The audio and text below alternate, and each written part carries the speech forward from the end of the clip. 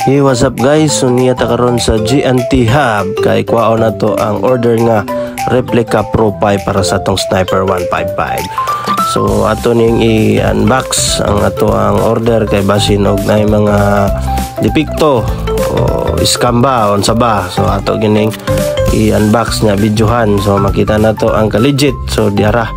So ang ato ang ani is 28mm ug mao ning iyahang pipe no sa replica Pro 5. So wa nay daghang langan, so ato na yung ikabit ang ato ang replica Pro 5 para sa Sniper 155. So makita ninyo nga nakakabit na sa kuang motor. So ato ning legit check kung unsa kanindot, kung unsa kalutong ang replica Pro 5.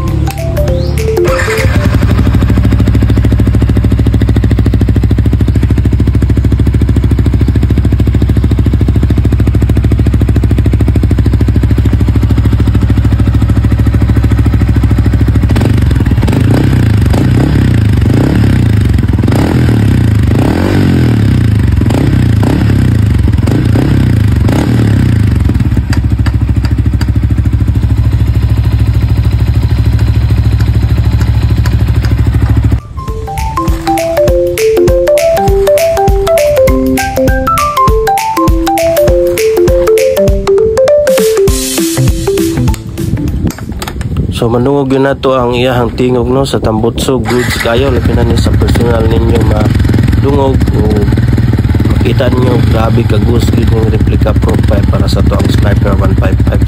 So din na lang kutob amping mga loads.